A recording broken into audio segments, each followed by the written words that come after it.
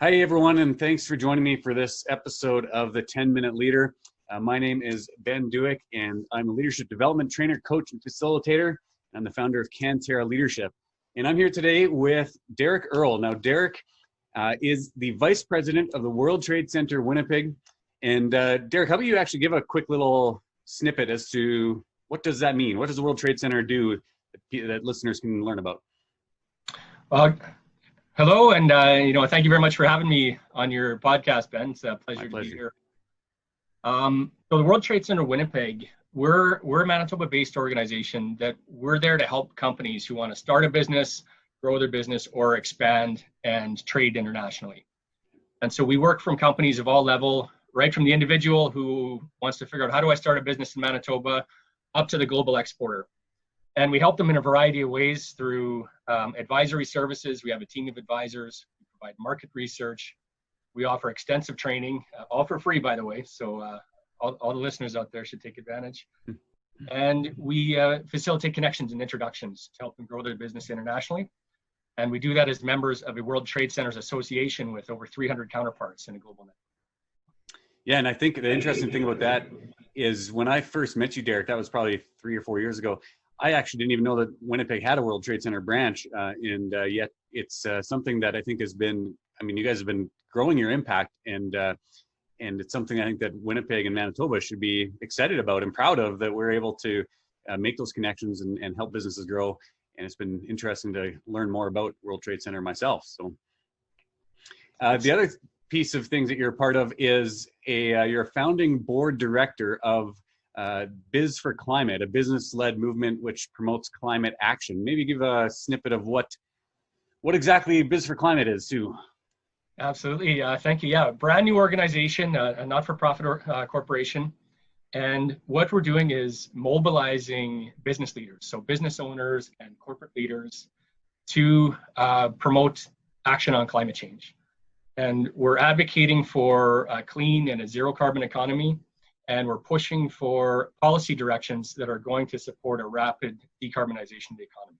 So we want to get to a place where we have a low carbon economy and fast. And we think there's all kinds of great business and economic reasons to get on board and do so. So we're mobilizing businesses to get behind this concept. And the key thing we're doing right now to move that forward is we invite companies to sign what's called the Climate Action Pledge, which is a very simple declaration that basically says they support these principles, that climate change is an issue, it's an economic issue, and we've got in their strategies to compete in a clean economy. And we need to make some changes to get there. And we want to mobilize that voice and hopefully have a positive impact. Well, and I'm proud to say that Cantera Leadership is one of the signees already for Biz4Climate. So it's good to be a part of what you're working on there. And thank you very much for that and for all your support along the way. Hey, my pleasure. And I'll have links to both the World Trade Center website and the BizforClimate website in the show notes and in my social media posts. And so if people are watching this and you're curious about either one of those organizations, definitely check out those links. So for people who are watching, if you haven't watched any of these yet, my goal is to talk to guests about leadership and try to keep the conversation around the 10-minute mark around leadership. I know it's hard, you can talk about leadership forever, but just kind of to give a snippet, a bite-sized chunk of leadership from people who are involved in leading in various ways. And so today, of course, we have Derek joining us. And so I'm excited, Derek, to hear a little bit more about leadership from your perspective as we kind of dig in. So thanks again for joining me. Pleasure to be here. So yes. I thank you for the invite. So how about we start with a question just around a definition. When you consider leadership, how do you define leadership? I think, you sent a few questions, and this is the one I actually spent the most time thinking about, because it's a very short question, but there's a lot that gets packed into that. But I think for me, it's the way I think about it. It's related to the notion of kind of what's the greater good and like what's that positive impact you're having in the world. Right. Now, the concept servant leadership gets is fairly popular out there quite a bit, and I think it does capture some of the sense. And it's about like, what are you giving? Like, what are you giving to the world? What are you giving to other people? So, it's not so much like, leadership is not about gaining followers, but, are you developing other leaders? And those types of questions. I think it's that. So for me, it's really that notion of what's that greater good and positive impact that you're having. Yeah, definitely. Servant leadership used to be not as well known, and it was really only for about the last 30 or 40 years since the definition even came about. But really, the last 10 or 15 is probably when it's taken more prominence.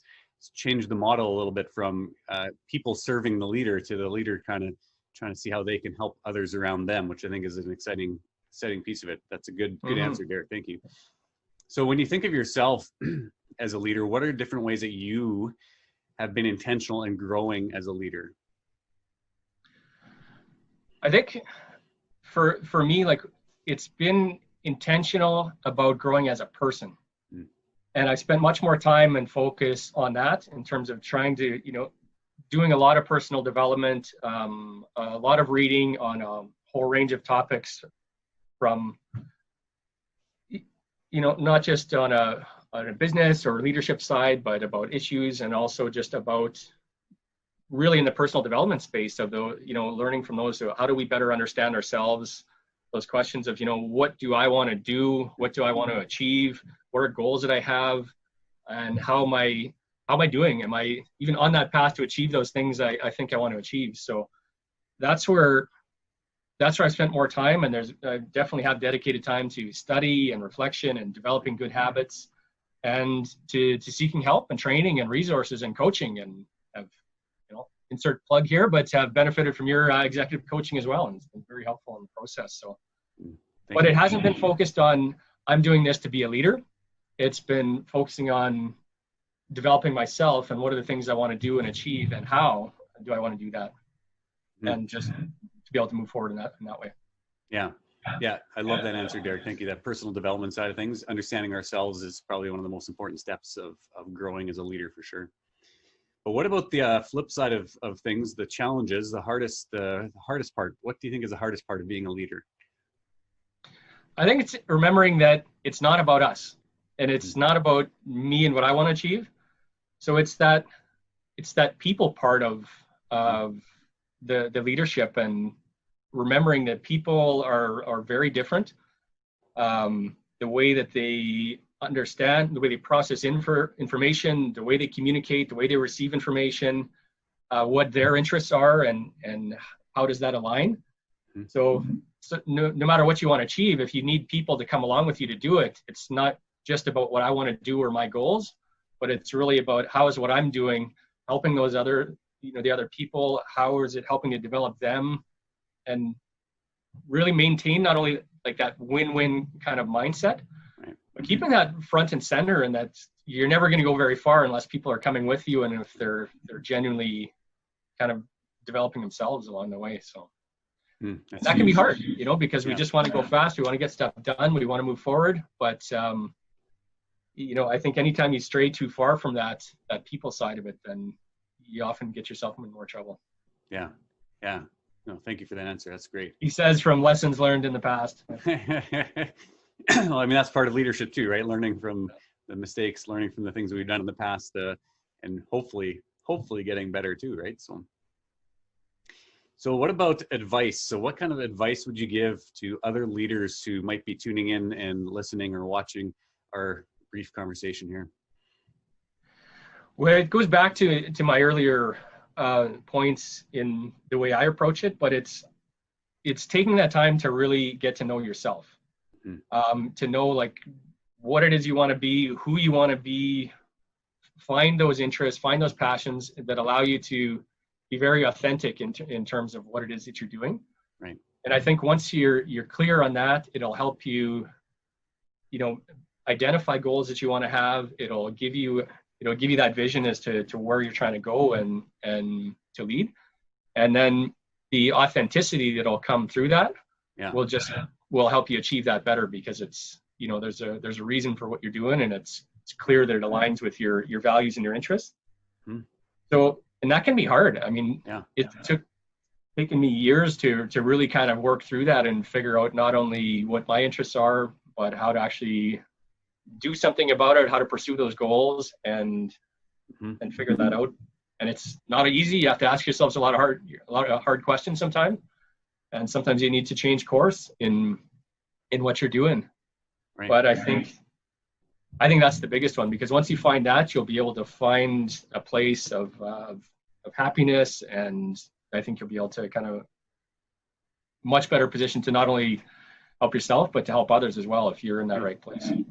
Right. Well, and that segues into, I mean, the last question that I had for you from the ones I sent to you, I mean, you basically talked about it a little bit, but I was going to ask about, you know, how do passion and vision relate to your journey specifically as a leader? I mean, maybe flesh that out a little bit. I mean, both probably your involvement at World Trade Center, but also with BizforClimate relate to that. But maybe, how would you answer that? How do passion and vision relate to your journey?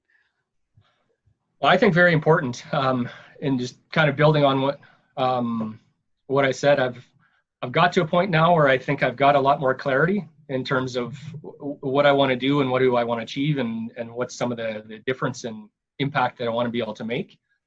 I'm somebody that's motivated by big issues. So an issue like climate change speaks to me very, very loudly. And, you know, I think about it. I think about sort of my place in the world and that sense of responsibility of what am I going to do about it? Yeah. Those are things that motivate me. But so I think it's important. You have to find those things that you're passionate about. Like, how does that align with your strengths? And I think through that, your vision eventually becomes more clear. Right.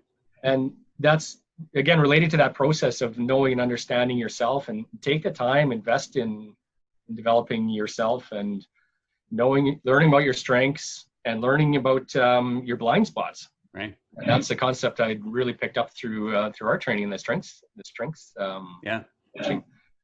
Was that, you know, as much as you focus and build around your strengths, all of us carry blind spots in how we operate. The flip side of us, and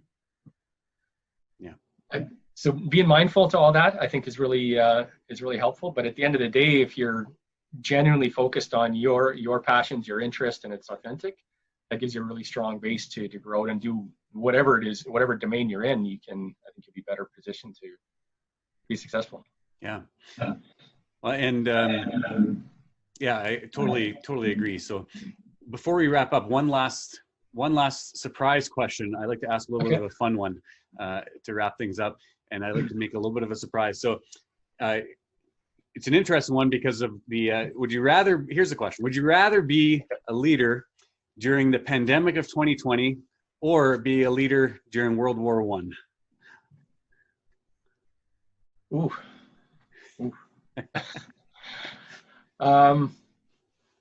Well, I'm going to go with the pandemic in 2020.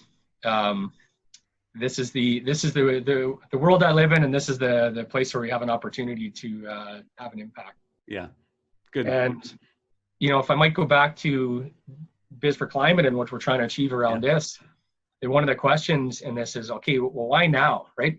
Don't we have a global pandemic that's going on? Shouldn't we be focused on that? And the answer is absolutely yes, we should. But, you know, we can't take our eye off the fact that there is another big and looming issue that's going to cause, you know, potentially a lot more disruptive impacts down the road if we don't make some changes fast in how we do business and how we run our economies. Right.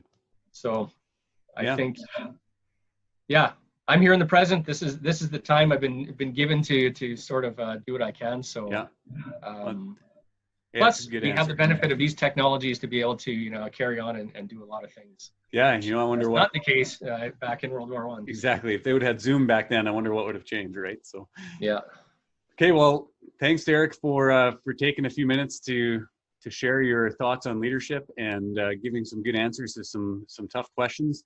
And I'm excited to see how your work continues to go with World Trade Center, but also with BizforClimate as you and the other board directors work on building that. So all the best with that. And again, the links will be available for people who are watching this. And thanks so much. Well, thanks again, Ben. As I said, appreciate the opportunity to be here. And if anyone is looking for more information, what we do at the World Trade Center, WTCWinnipeg.com, and at BizforClimate, we are BizforClimate, BIZ for climate.com. Great.